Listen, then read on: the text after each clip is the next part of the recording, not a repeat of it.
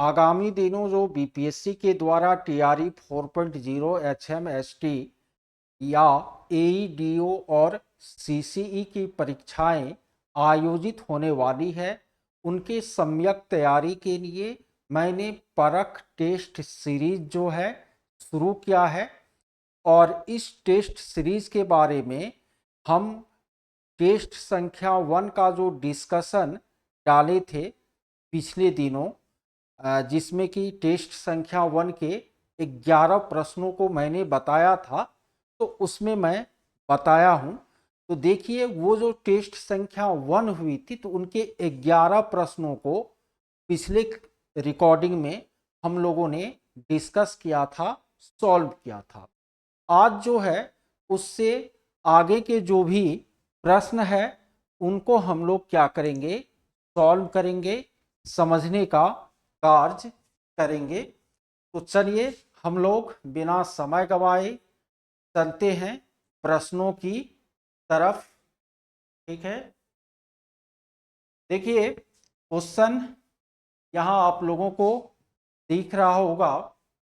ये जो 13 नंबर का प्रश्न है, प्रश्न कह रहा है कि एक संख्या को 114 से भाग देने पर 21 शेषफल बचता है, तो उसी संख्या को हम 19 से भाग देंगे तो शेषफल क्या बचेगा।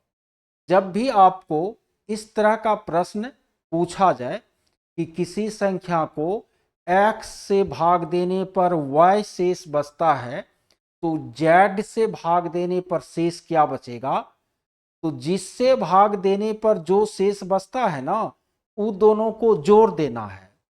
अब फिर जिससे कह रहा है उससे भागा दे करके शेषफल देख लेना है। जो शेषफल आएगा वही प्रश्न का उत्तर हो जाएगा। तो यहां है कि 114 से भाग देने पर 21 शेष बच रहा है, तो 19 से भाग देने पर शेष क्या बचेगा। तो आपको 114 और 21 को जोड़ देना है, 135 हुआ। उसमें आपको 19 से भागा दे देना है 135 में, 19 सत्तर 33 से जो शेष 2 आया यही 2 आंसर होगा। तो 2 आपको किसी ऑप्शन में नहीं है, तो चौथा विकल्प उपरोक्त में से कोई नहीं इनका आंसर हो जाए। इसी तरह कहते कि 50 से भाग देने पर, किसी संख्या में 50 से भाग देने पर 15 शेष बचता है, तो उसमें 13 से भाग देने पर शेष क्या बचेगा। तो 50 15 65 हुआ, उसमें 13 से भागा दीजिए, शेष 0 आएगा, तो 0 उसका आंसर हो जाएगा। चलिए, आसान सा क्वेश्चन था। आगे जो है 14 नंबर में आपको रीजनिंग का क्या है, क्वेश्चन है। अब रीजनिंग क्या है आपको वो देखिए। 50, 20, 5, -2.5 और कह रहा है अगला क्या होगा। ऑप्शन में -6.25, -1.25, -2.5, उपरोक्त में कोई नहीं, उपरोक्त में एक से अधिक। देखिए यहां पर किस नियम का प्रयोग हुआ है। 50 का हाफ कितना होता है, 25 होता है, उसमें से 5 घटाए तो आपको क्या आ गया, 20 आ गया। इसी तरह 20 का हाफ कितना होता है, 10, उस 10 में से 5 घटाए तो क्या आया, यहां पर 5 आया। फिर 5 का आधा क्या होगा, 5 का आधा 2.5, उसमें से 5 घटाएंगे तो -2.5 आया। अब अगला जो होगा इसका आधा, -2.5 का आधा में से 5 घटाना पड़ेगा, तब ना ये निकलेगा व्हाट के जगह पर। तो -2.5 का आधा जो होगा -1.25, -5, तो माइनस माइनस 8 होगा, तो -6.25। तो ऑप्शन नंबर ए जो है इसका राइट आंसर हो जाएगा। चलिए आगे देखते हैं। देखिए आप लोगों को यह डिस्कशन यदि अच्छा लगे तो आप लोग अलग अलग छात्रों के बीच, अपने दोस्तों के बीच शेयर कीजिएगा, लाइक और कमेंट भी कीजिएगा। तो मैं यूट्यूब पर लगातार इस टेस्ट सीरीज के डिस्कशन को डालते रहूँगा। यदि किसी को इस सीरीज के बारे में जानकारी लेनी है तो हमारे व्हाट्सएप नंबर 9771048617 पर मैसेज कर सकते हैं। ठीक है, चलिए आगे है 1 जनवरी 2000 को कौन सा दिन था। तो देखिए ये वही बना पाइएगा जो कैलेंडर पढ़ने से जानते हैं। कैलेंडर के इस तरह के प्रश्नों को कैसे हल किया जाता है इसका रिकॉर्डिंग मैं दे दूंगा आपको ग्रुप में भी, सॉरी अपने चैनल पर भी। तो जो जुड़ेंगे तो वो देख लीजिएगा। देखिए इसका कैसे निकलता है। 1 जनवरी 2000 है तो आपको 2000 से ठीक पहले का वर्ष लेना है ना। सबसे पहले आपको 1 जनवरी 2000 है तो उससे ठीक पहले का वर्ष लेना है।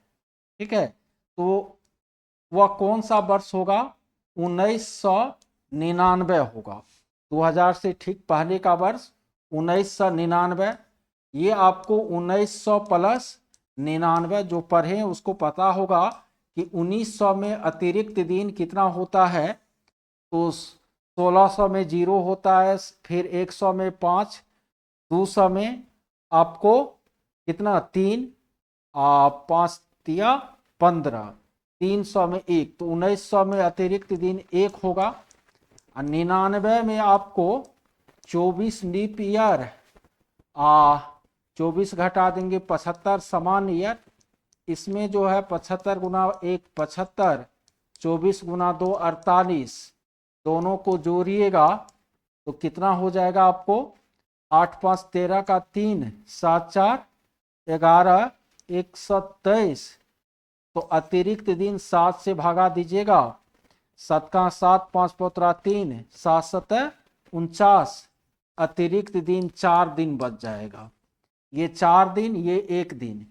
और इधर आपको 1 जनवरी है तो 1 जनवरी में कितना दिन, 1 दिन। 1 1 2 4 6 न, 1 1 2 4 6। तो छठा दिन कौन होता है आपको, छठा दिन शनिवार होता है। शनिवार ऑप्शन में नहीं है तो उपरोक्त में से कोई नहीं इनका आंसर हो जाएगा। ठीक है, जो पहले से इसका थ्योरी पढ़े होंगे उनको याद आ गया होगा। अगला है 1 से 50 के बीच कितनी अभाज्य संख्या है। अभाज्य संख्या किसको कहते हैं, जिसमें खुद से भाग लगे, नहीं तो 1 से भाग लगे और किसी से भाग नहीं लगे, उसको अभाज्य कहते हैं। सबसे छोटा अभाज्य 2 होता है। 2 3 5 7 11 13 17 19, 1 से 20 तक में 8 गो है ना।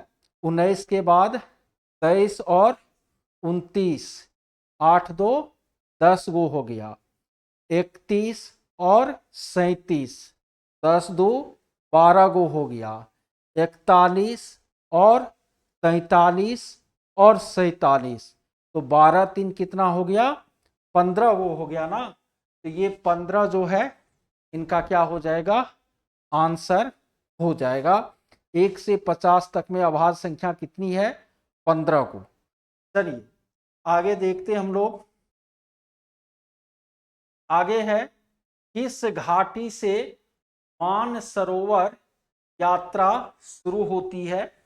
देखिए चुम्बे घाटी जो नागालैंड में है ना, सॉरी नागालैंड में नहीं है, अरुणाचल में है। चुम्बे घाटी कहाँ पर है आपको, अरुणाचल में है।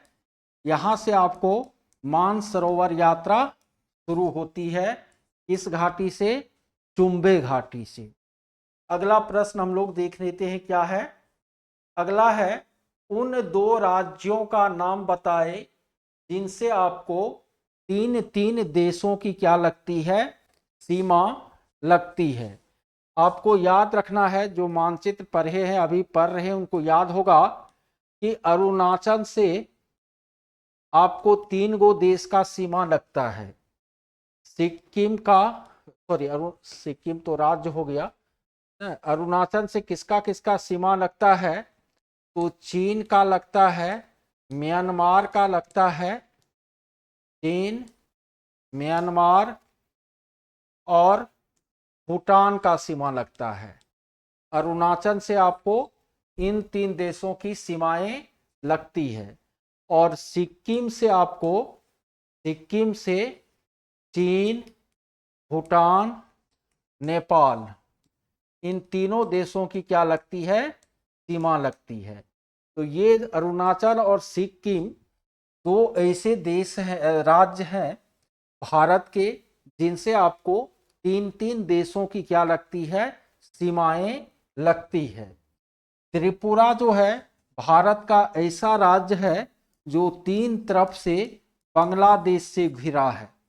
त्रिपुरा भारत का ऐसा राज्य है जिसके 3 तरफ जो है अंतर्राष्ट्रीय सीमा है, वो है बांग्लादेश का ना। तो अरुणाचल और सिक्किम हो जाएगा, इनसे आपको 3 देशों की सीमाएं लगती है। चलिए आगे हम लोग चलते हैं अगले प्रश्न पर। संसार का कोई देश 40 डिग्री पश्चिमी देशांतर पर स्थित है, तो उनका समय ग्रीनविच मीन टाइम से कितना आगे या पीछे होगा। तो देखिए 40 डिग्री पश्चिमी देशांतर पर है, तो 1 डिग्री में 4 मिनट का आता है समय में अंतर, तो 160 मिनट हो गया। 160 मिनट जो है 2 घंटा 40 मिनट हुआ ना, 2 घंटा 40 मिनट। यदि पश्चिम रहेगा तो ग्रीनविच से उतना समय पीछे रहेगा, पूर्वी देशांतर रहता तो उतना समय आगे रहता। जैसे भारत 82.5 डिग्री पूर्वी देशांतर पर है, तो भारत का समय ग्रीनविच के समय से 82.5 गुना 4 मिनट बराबर 330 मिनट बराबर 5 घंटा 30 मिनट क्या है, आगे है। यदि कोई स्थान पश्चिमी देशांतर पर है तो ग्रीनविच से उसका समय उतना पीछे होगा, तो राइट आंसर 2 घंटा 40 मिनट पीछे हो जाएगा। यह किसी ऑप्शन में नहीं है, चौथा विकल्प इसका आंसर हो जाएगा। चलिए हम आगे देखते हैं, थार मरुस्थल जो है किस खनिज के लिए प्रसिद्ध है, तो नमक के लिए फेमस है आपको थार मरुस्थल। चलिए आगे देखते हैं, हरित गृह प्रभाव में मीथेन गैस का कितना योगदान होता है। आपको पता है हरित गृह प्रभाव में सबसे अधिक योगदान कार्बन डाइऑक्साइड का होता है 60%, और मीथेन गैस का योगदान जो होता है वह आपको 20% होता है। हरित गृह प्रभाव में मीथेन गैस का जो योगदान है वह 20% होता है। हरित गृह प्रभाव में सबसे अधिक योगदान कार्बन डाइऑक्साइड का 60% होता है। चलिए हम लोग आगे बढ़ते हैं, आसान प्रश्न है तो इन सबको। अगला है पर्यावरण का मैग्ना कार्टा, पर्यावरण का मैग्ना कार्टा किसे कहा जाता है। देखिए मॉन्ट्रियल समझौता जो है वह आपको ओजोन परत संरक्षण से जुड़ा है ना। ये क्योटो सम्मेलन जो है ये आपको हरित गृह प्रभाव या ग्रीन हाउस गैस के कम उत्सर्जन से जुड़ा है। स्टॉकहोम सम्मेलन आपको 5 जून 1972 को हुआ, जो अंतर्राष्ट्रीय स्तर पर पर्यावरणीय मुद्दों को लेकर पहला सम्मेलन था, और इसी सम्मेलन को आपको पर्यावरण का मैग्ना कार्टा कहा जाता है। तो तीसरा विकल्प इसका जो है राइट आंसर होगा। चलिए आगे देखते हैं। आगे है शीतल वर्षीय बादल कृत्रिम रूप से तैयार करने में किसका प्रयोग होता है। आप लोगों को अच्छी तरह याद होगा कि कृत्रिम वर्षा में सिल्वर आयोडाइड का प्रयोग होता है, AgI का प्रयोग होता है। लेकिन आपको ये जो सिल्वर आयोडाइड से आपको वर्षा कराई जाती है वो आपको ग्रीष्म वर्षीय बादल होता है। यदि आपको ठंडा वाला वर्षा कराना है तो इनके लिए शुष्क बर्फ और एल्किल हैलाइड का प्रयोग करना होगा। शीतल वर्षीय बादल आपको कृत्रिम रूप से तैयार करना है तो शुष्क बर्फ और एल्किल हैलाइड का प्रयोग करना होगा। सीधा रहता कि कृत्रिम वर्षा कराने में तो उसमें सिल्वर आयोडाइड आता ना, याद किए होंगे आप लोग। लेकिन यदि रहेगा शीतल वर्षीय बादल बनाने में किनका उपयोग होता है तो शुष्क बर्फ और एल्किल हैलाइड का। चलिए हम लोग आगे देखते हैं। अगला है कैडमियम किन लोगों लिख दिए यहां पर, चलिए टाइपिंग मिस्टेक है। कैडमियम किन रोगों को उत्पन्न करने के लिए उत्तरदायी है। आप सभी को पता है कि इटाई का रोग जो बीपीएससी टीआरई में पूछा भी गया है वो आपको कैडमियम के कारण होता है। इटाई का रोग कैडमियम के कारण होता है। लेकिन केवल इटाई का ही रोग नहीं बल्कि हाई ब्लड प्रेशर की समस्या भी कैडमियम के कारण उत्पन्न होती है और श्वसन संबंधी समस्या भी कैडमियम के कारण उत्पन्न होती है। तो उपरोक्त में एक से अधिक, पांचवा ऑप्शन इसका आंसर हो जाएगा।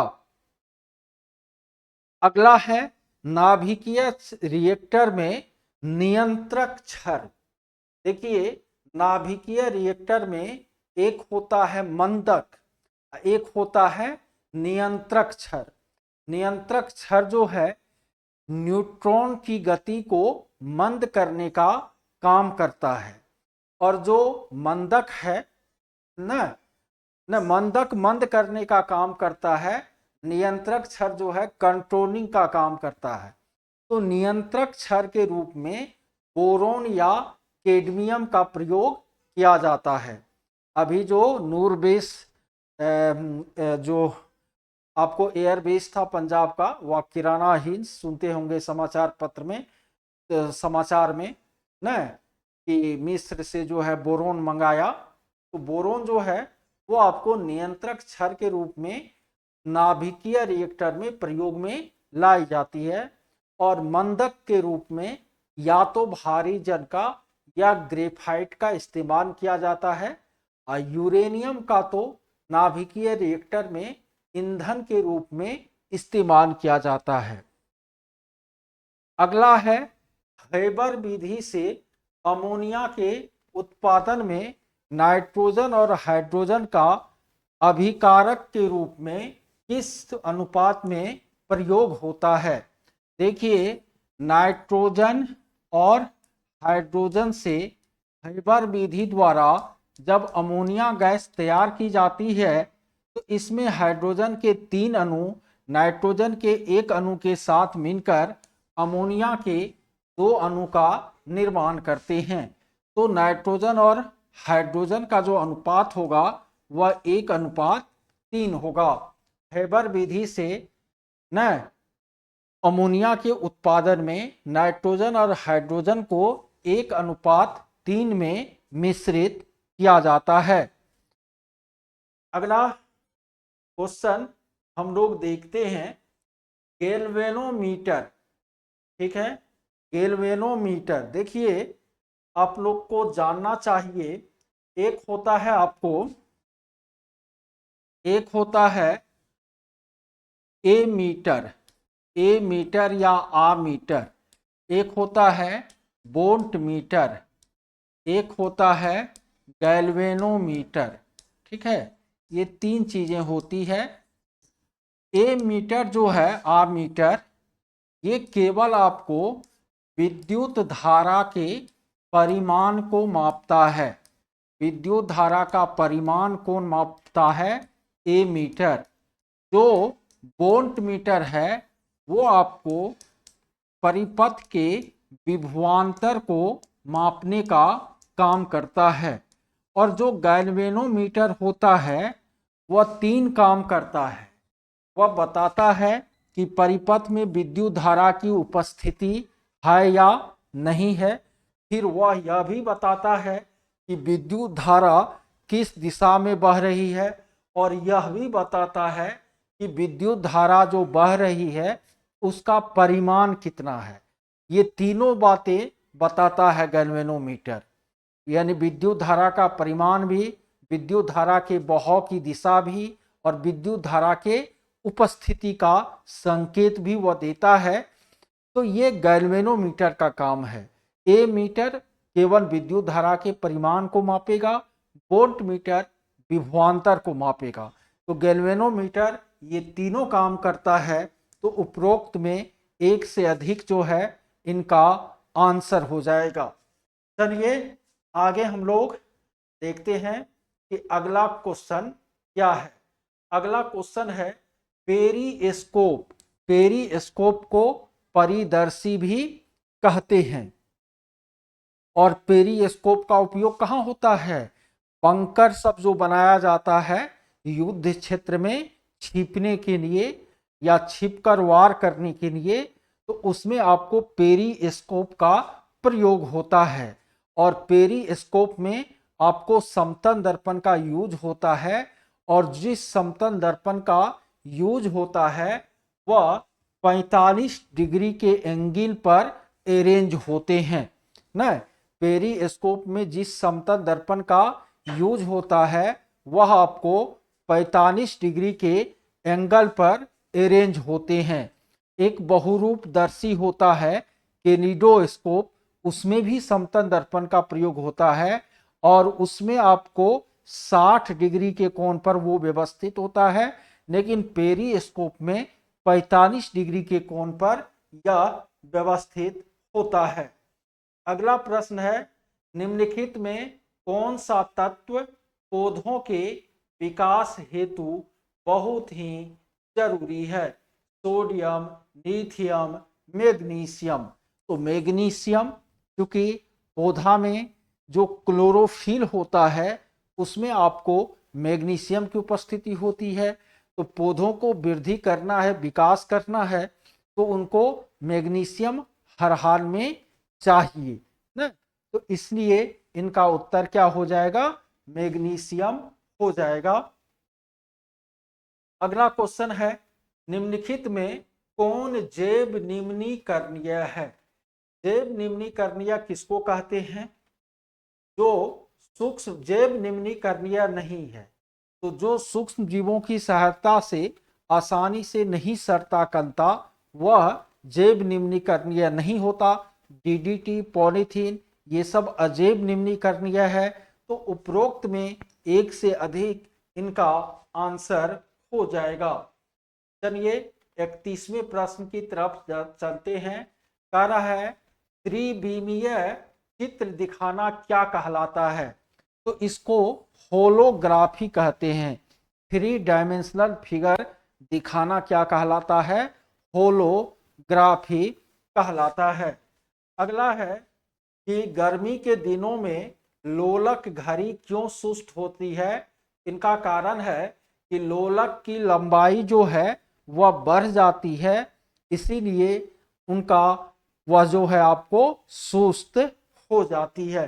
अगला क्वेश्चन है समान नागरिक संहिता न यूनिफॉर्म सिविल कोड लागू करने वाला पहला राज्य कौन बना है? तो इनका जो उत्तर होगा उत्तराखंड। करेंट का क्वेश्चन है समान नागरिक संहिता लागू करने वाला जो पहला राज्य बना है वह है उत्तराखंड। भारत के वर्तमान मुख्य चुनाव आयुक्त कौन है? भारत के वर्तमान मुख्य चुनाव आयुक्त कौन है? ज्ञानेश कुमार। इससे पहले राजीव कुमार थे, वह 25वें मुख्य चुनाव आयुक्त थे, और ज्ञानेश कुमार आपको नए मुख्य चुनाव आयुक्त बने हैं और भारत के यह 26वें मुख्य चुनाव आयुक्त हैं।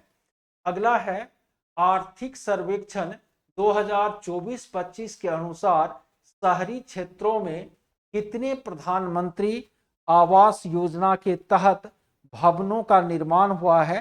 करंट का क्वेश्चन है, सीधा याद करना पड़ेगा। 89 लाख, 89 लाख। अगला क्वेश्चन है उत्तर भारत का जो पहला डीएनए बैंक है, एक सेकेंड, हाँ, उत्तर भारत का पहला डीएनए बैंक जो है कहाँ बनाया जा रहा है? मध्य प्रदेश या उत्तर प्रदेश में कोई होगा, अभी तत्काल मेरे दिमाग से उतर रहा है, तो आप लोग देख लीजिएगा। वैसे आंसर शीट में तो दिए ही हैं। आगे फिर टेस्ट सीरीज का जो है आपको प्रचार है नए लोगों के लिए है, तो जो नए लोग जुड़ना चाहेंगे वह इसी नंबर पर हमें क्या करेंगे? व्हाट्सएप करेंगे। अगला है राज्यपाल का निर्वाचन कौन करता है? देखिए, राज्यपाल एक ऐसा पद है जिसके लिए चुनाव नहीं होता है। राज्यपाल की नियुक्ति की जाती है राष्ट्रपति के द्वारा, इनका निर्वाचन नहीं होता है। तो राज्यपाल का निर्वाचन कौन करता है? तो चौथा विकल्प हो जाएगा, उपरोक्त में से कोई नहीं। अगला है, इसमें कौन जॉन जैकब रूसो की रचना है? रूसो जो है बहुत बड़े दार्शनिक थे फ्रांस के, और इन्होंने सोशल कॉन्ट्रैक्ट, सामाजिक अनुबंध नाम का किताब लिखा था। साथ ही साथ इन्होंने शिक्षा से जुड़ा हुआ किताब इमाइल भी लिखा था। तो इमाइल भी लिखा था रूसो, और सामाजिक अनुबंध भी रूसो लिखा था। दास कैपिटल कार्ल मार्क्स की रचना है, लेकिन ए और बी दोनों रूसो की रचना है। तो उपरोक्त में एक से अधिक, पांचवा विकल्प इनका आंसर हो जाएगा। अगला है प्राक्कल्पना समिति में होते हैं, तो यहां लिखने मिस हो गया, प्राक्कलन समिति होगा। प्राक्कलन समिति में केवल आपको लोकसभा के 30 सदस्य होते हैं। प्राक्कलन समिति में केवल लोकसभा के 30 सदस्य होते हैं। लास्ट क्वेश्चन है, पहलगाम हमले के बाद किस आतंकी संगठन ने जिम्मेदारी ली और बाद में वह मुकर गए? तो इनका उत्तर हो जाएगा TRF। तो चलिए, ये सीरीज पूरा हुआ, और जो दूसरा है उसका कल मिलेगा, और कल ही हम कोशिश करेंगे कि तीसरे का भी डाल दे डिस्कशन।